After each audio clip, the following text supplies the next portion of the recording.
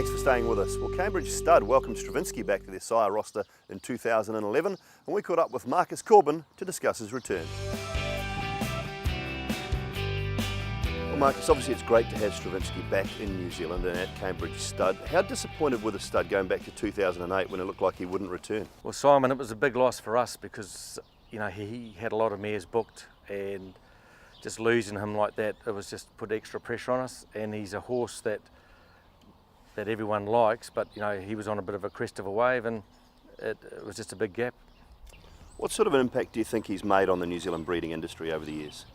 I think he's the unsung hero. You know, in an industry now that everyone panics about breeding fillies, he looks like he's going to be the next big broodmare sire behind Doull.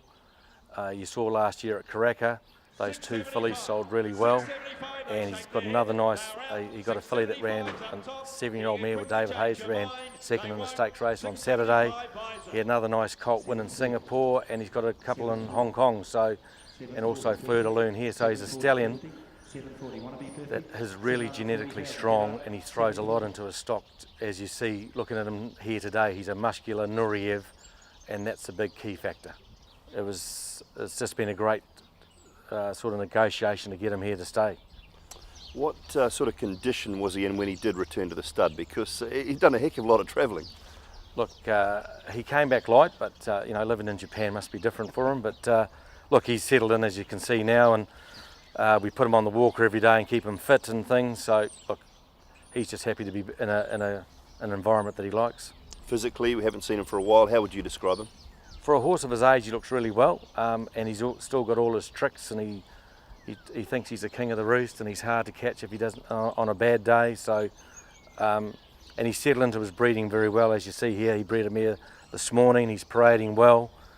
He's got his first mares in foal, and we're looking forward to a good season with him. You say for a horse of his age, he's 16 years old now. Is he here to stay? He is at this stage. The JRA came out the other day, and they were happy with what Patrick's done with the horse. He served a nice book last year, and he's going to serve similar numbers, you know, close to the 80 to 100 mark. He's getting a few more mares now, but like everything else in the industry, people are very lack a bit of confidence. But this is one horse that I can honestly say they sell well, and he looks to be a really strong, predominant force with the fillies. And Rip Van Winkle, who's at Windsor Park, he's out of a Stravinsky mare. Mosheen, etc. He's just really leaving his mark. So for all the breeders out there that want to you know, get a good return on your investment, he's the horse. He's one of the best track record sires in the Southern Hemisphere, 8 Group 1 winners, in the top 5 stallions in the world, percentages for foal crop for stakes winners. So for a young mare that you want to get up and go, he does leave two and early 3-year-olds, and now with Voltrad out of the way, Pins is sort of the proven sort of 2-year-old type horse. This horse is a very similar type, and if you get a colt, the Asians love them. So he covers 2 ends of the market. Why do you think his pedigree works so well with New Zealand mares? Well, Patrick, in all the stallions that he ever gets, he loves the female line, and this horse is out of a blushing groom mare, and that was one of the first big pluses of the horse, and that was something that Patrick liked. To breed in this hemisphere, you need that female family. Service fee of $22,500. Where do you think that fits in the market today? Well, the market dictates a lot of things. We have done the odd negotiation, but he's well placed in the market. I think if you breed to him and you get a nice offspring, you're going to get your 100,000 plus in the sale ring with the right type of individual. But again, the market's very lacks confidence.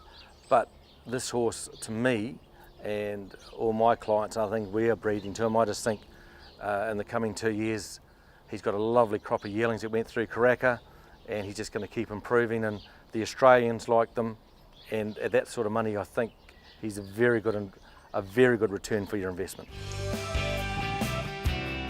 Stravinsky looks like he'll continue to make his mark on the New Zealand thoroughbred breeding industry.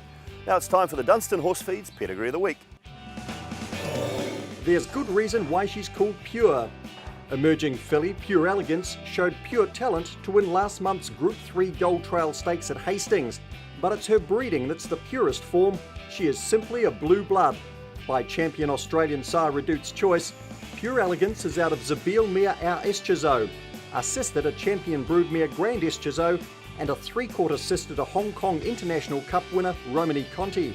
That Romany Conti is the dam of champion racemare and good producer Ethereal, the winner of 4 Group 1 races including the Caulfield Cup Melbourne Cup Double, almost seems insignificant in this pedigree. That's because Pure Elegance is dam's sister Grand Eschizo, out of Group 3 winning Vice-Regal mare Richburg, was a Group 1 winner of the Australasian Oaks, and the dam of 5-time Group 1 winner Darcy Brahma, who is fast making his mark at stud at Cambridge's The Oak Stud. Bred by Pincaro Stud's Valor brothers Peter and Philip, Pure Elegance showed immediate talent, winning at the trials twice, then scoring an effortless 5.5-length debut win. Given the gun run by Jason Waddell in the Gold Trail Stakes, Pure Elegance overcame Group 2 winner Roll Out the Carpet to retain her unbeaten record and become a Group 3 winner at just her second start. She is now favourite for the Group 1 1,000 guineas at Riccarton next month. Among the other star performers in the family is Pure Elegance's sister Doull, the winner of last season's Group 2 Travis Stakes, and further back, Group winner Burgundy and Bellini Rose, and stakes performing stallion prospect Saparavi. This week's Pedigree of the Week is brought to you by Dunstan Feeds. Well, that's all the Kiwi Bred we've got time for this week. Thanks to Rich Hill Stud for looking after us. Next week we visit Sam and Katrina Williams at LA Stud in the Wairarapa, and we look forward to your company then.